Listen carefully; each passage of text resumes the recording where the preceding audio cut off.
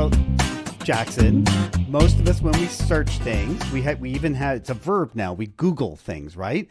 And I know from talking to you, 80% of search engine traffic is Google. People that we still go to Google 4 out of 5 times.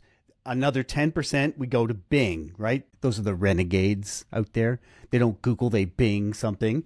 But increasingly, people are using generative AI. We're ChatGPTing searches. So I mean, and that's building. The writing is on the wall. As PR pros, we need to realize we need to win the searches for our clients. We need to realize that search engine optimization is giving way to what's being called answer engine optimization.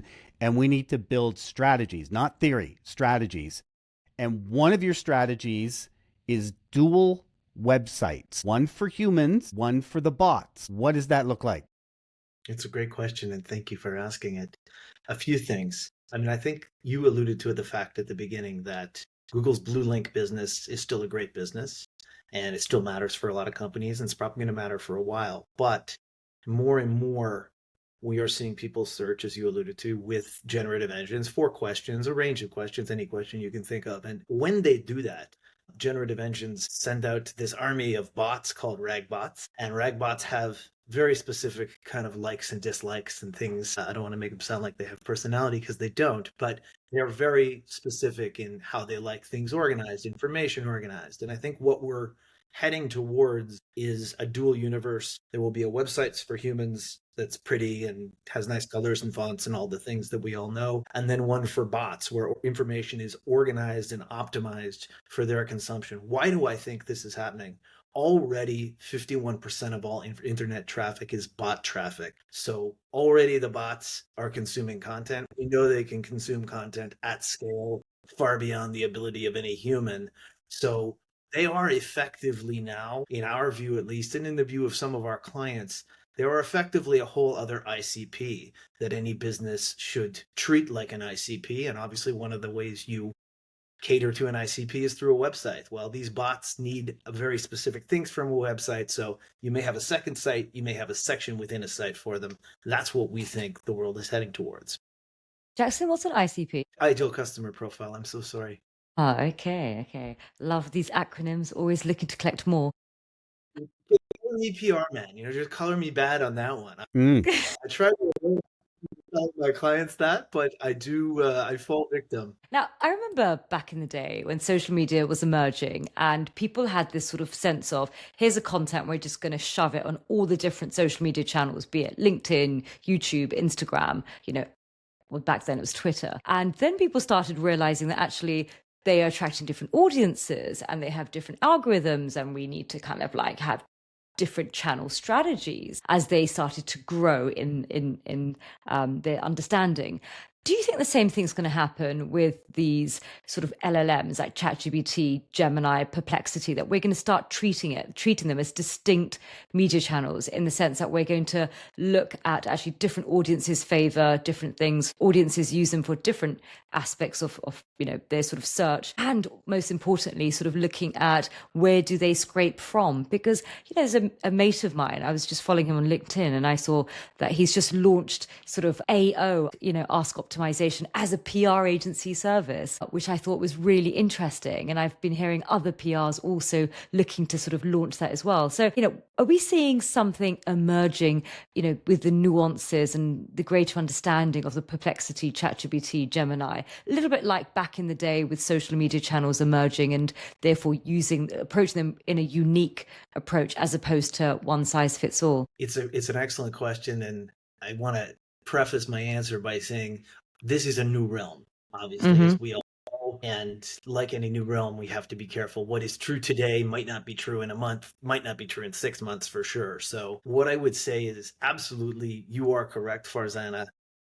The channels are different. So when we look at what these big AI engines are scraping as citation material, what they're sourcing from when they produce an answer, what Google is doing is different than what ChatGPT is doing, is different than what Perplexity is doing. And this is why aggregate data like Muckrack, who most of your listeners would know, Muckrack just put out a really cool report about what AI is reading. And it's a great starting point for anybody thinking about getting started in this realm. And I think most PR agencies should think about it because it intersects so much with the work of traditional PR. But Muckrack's data was aggregate data. So Muckrack's looking at entire categories, it's looking at big data sets, and it's saying, okay, Wikipedia matters to ChatGPT, or YouTube matters to Google, some Reddit matters to Perplexity. All of those things are true. But when you go to design a program, a PR program that's going to help a client optimize their position in AI search, you have to get granular. So when Muckrack came out with its data, we actually were doing some work with a tool called Scrunch, which is sort of an AI monitoring tool. And our data for individual clients, in terms of what was being scraped when AI talked about them, was quite different than what Muckrack was sharing in its report in aggregate. Does it mean Muckrack was wrong? Absolutely not. It's sharing aggregate data. Aggregate data, as we all know in our careers, is a starting point to strategy building. But what we've seen, at least in terms of AI engine optimization, is, as you alluded to, each engine seems to prefer different sites. But you have to go, when you're looking at doing this kind of work for a client, you have to go very granular, because what your client or what their category, what AI may be scraping from there, is going to be different than what the aggregate data is saying. And I think that's really, really important. And it's a lesson that we just learned through doing a little bit for a few of our clients. We're a consumer tech agency, so our clients, some of them are kind of up on this stuff, I would say. But yeah, you have to look at the engines individually, and you have to look at the sources, different aggregate versus client. The other thing I think anybody should do, and it's something we're going to push our clients towards, and I think any agency can do this, you need to survey your customers and your ideal customers and see where they're searching. Are they using ChatGPT? Are they using, Google AI overviews? Are they using Claude or Perplexity? Because the source material you're going to target, if a group of customers said, I love Claude, we love Claude, or we love ChatGPT, it's going to be different. There's no doubt about that. So survey customers and figure out where they're going to get these answers. Could you walk through again, because I think you mentioned them real fast, just for me, what does ChatGPT scrape? What does Claude scrape? And the other AI tools, what do they scrape? Gemini as well. Obviously, Yeah. Gemini scrapes Google, I would assume. I mean, I'll start with Gemini because Gemini is kind of an easy one. Gemini seems to like to scrape YouTube. YouTube's It's obviously Google. Yeah, it's Google, all right? alphabet. Yeah. It's all in the family. They like to keep it in the family.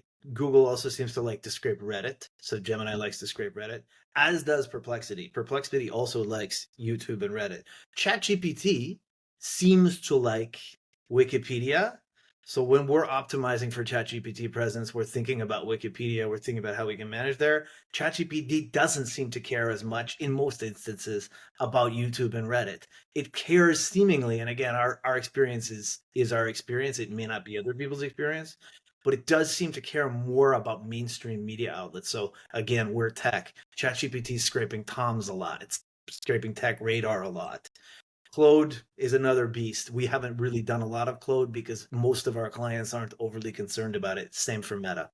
So my mind is just going, just blowing up, thinking, grew up with a couple of broadcast channels, a couple of, sort of print media, and then you've got legacy media or traditional media, then you've got all these social media channels, and now us PRs have to think, right, Perplexity and ChatGPT and Gemini and God knows what else is going to come up. And then not only do we have to think about all of them as separate channels, but also what you just mentioned about what each of these LLMs scrape. I'm sure that's not going to just be sort of set in stone. They're going to be constantly changing. So we're going to be constantly having to figure out, actually, they started doing Reddit, but now they've moved over and started scraping somewhere else. And so, I mean, how do you think that's going to play out with us PRs who are going to have to not only deal with all these additional channels, but also the dynamic nature of where they're scraping and the proportionality of they're scraping a bit from user generated content, and actually they start swimming in each other's lanes, and it may not be as precise as we think it is right now, because there must be engineers behind the scenes thinking, well, actually ChatGPT is doing really well and they get a lot more sort of like earned media and therefore trusted more. Maybe we should kind of dial down the Reddit and dial up a little bit of the New York Times. So it's another great question, and I appreciate it. I think at the end of the day, PR is and has always been about being and managing the spaces and places and messages where reputation shows up. And this is just more of the same. The other thing I think about PR people that's really interesting is, and I'm sure I'm speaking to the choir here a little bit, but we are as an industry very adaptive. We have been through monumental shifts in our career, and I don't want to guess anyone's age, but I have lived through the shift from, I had to live through mobile, I had to live through social media, I had to live through early internet, and that's all in one career. Now I have AI.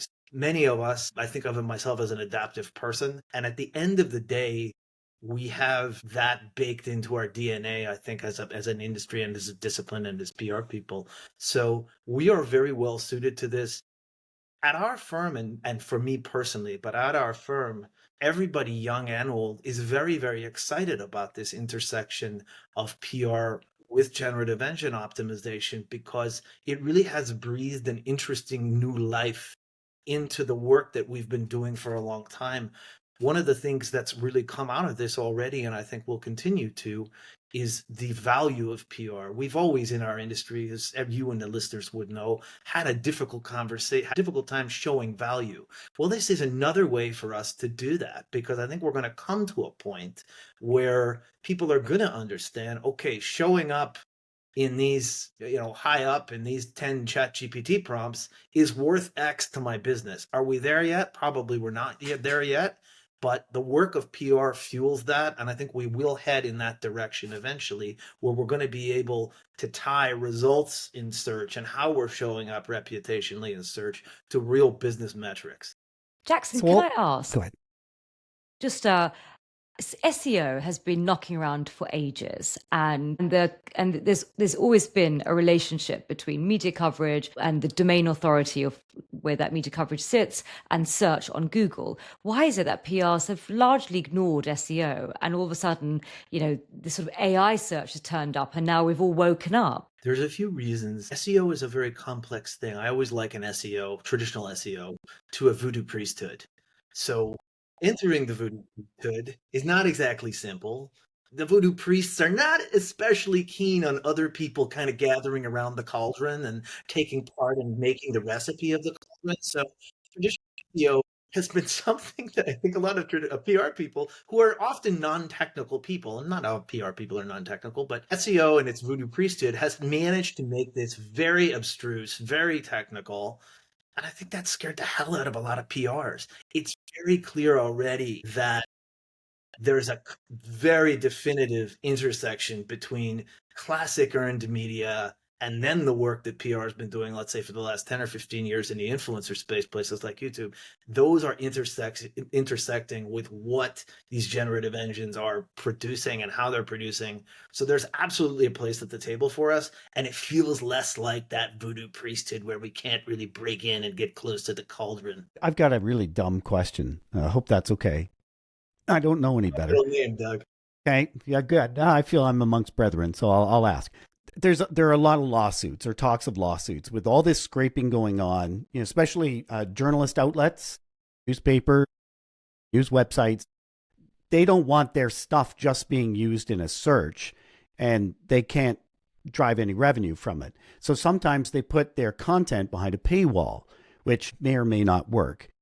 If they put it behind a paywall, does that mean that the ChatGPT can't find it and scrape it? How does that work? And is it worth doing? Sure. And I'll preface it by saying I'm not a technical person, but it's a question we've talked a lot about internally at our agency and with some of our clients who are further along, I'll say, in terms of their view and aptitude for this generative engine optimization. From what we can tell, sometimes some AI bots have the ability to pass off as humans. Sometimes they have the ability even to get past paywalls. Does that mean that they often do? No. Our opinion is no, they do not often do that. It gets very tricky. So Cloudflare and various tools are able to sort of say, are you a bot or are you a human? Some bots have found a way past that moment. And it's going to get very interesting as sort of Perplexity's Comet and ChatGPT agent and these agents that are effectively acting on behalf of humans. How do we treat those bots? Because they're an agent of Jackson, they're an agent of Farzana, they're an agent of Doug. So maybe they should be like humans. At the end of the day, there's going to be, and there is, I think, the media industry is undergoing a reckoning. It has to get paid. And it's in everybody's interest that it continues to exist. Yes. It needs good journalism to scrape from. And the AI companies need the media companies to exist. So what we've started to see is that there are indeed a range of deals that are made. I think Amazon even made one with the New York Times recently, if I remember the news. What we're also seeing is the rise of pay per scrape tools. So there's a tool called Tollbit. It's a very interesting model.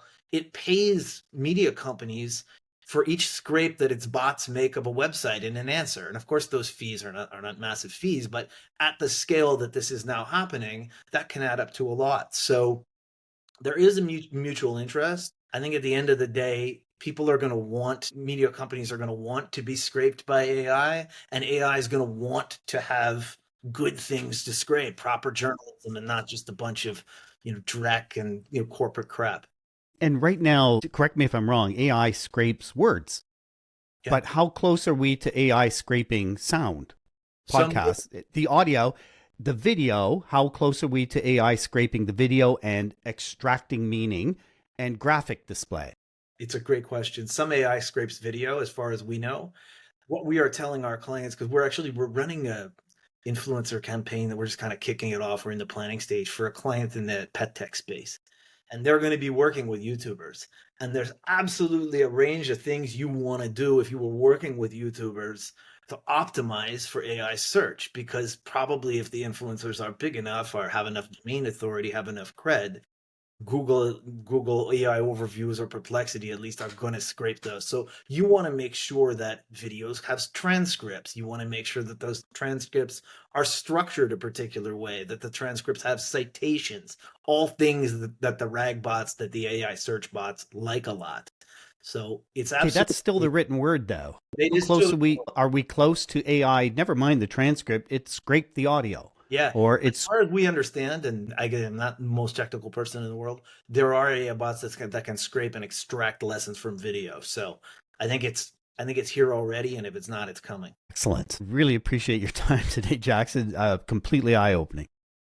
Oh my God. So Jackson, thank you. Now, in our last episode, Jackson, before you escape, our guest, Heather Blundell, she left a question for you. Now, the question as follows. Okay, so the question I'd like to leave for your next guest, that would be you, Minister Propaganda. How can we design workplaces that not only retain people through life's messier, more human moments, but actually see those moments as sources of strength? It's a great question. And I'm going to give an answer that will begin probably sounding a bit cliched. I think we have to lead with empathy. I came up, and some other people listening to this came up in an environment where you were just told to get back in there and tough it out. That is not a productive way to lead an organization. An organization needs empathy imbued through it. And I know we hear this a lot these days, but I keep coming up against companies, particularly in the technology space, that are not empathetic. That's not part of the culture. The culture is get the hell back in there and play the rest of the game, which is terrible. So understanding that people are human is the first thing. At the end of the day, resilience in work, to me, is very similar to resilience in personal life. And I think recognizing that and finding ways to harness that, recognizing that, somebody who has I don't know, maybe their relationship is breaking up or something about that. The strength that is built from that is the same thing as the strength that's built from you worked on a pitch for 20 hours and you didn't win. Resilience is resilience, I think, and maybe a little more realization around that will help organizations be more empathetic and more humane and understand the value to their business of doing so. Yeah, long term. True. Your turn, Jackson. What question would you like to leave behind for the next guest? I'm going to leave a question that gets at a problem I'm having. So we work primarily with clients from cultures that are not our own. I, like you, Doug, am Canadian. We have very specific ways of being. Many of our clients are coming from Asia. They're coming from the Middle East. They're coming from Europe. These are different business cultures, different contextual cultures. Some of them are higher context cultures. Some of them are more direct. I'm just interested in understanding what steps other agency owners or other PRs have taken when they are selling into cultures that are not their own. So is there a playbook? Is there best practices to inculcate cultural understanding across the team, but particularly with your sales team who are going to be the tip of the spear? Wow. I have to look up the word inculcate first before I respond. Sorry. Jackson, could you give us a little bit of context around high context cultures and low context cultures? Sure. High context cultures are cultures, and I'll use some examples. The Japanese or the Chinese, where often things are not said.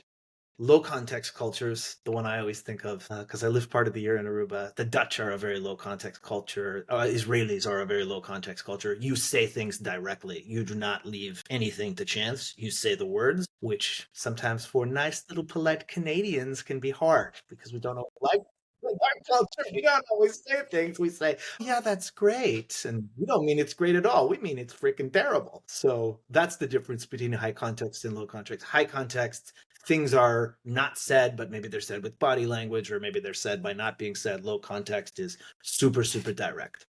So really high context culture, you have to have the skills to be able to read the subtext. And that's not my strength. That's why I asked the question. You're absolutely right, though. That is, your read of it is perfect, Farzana.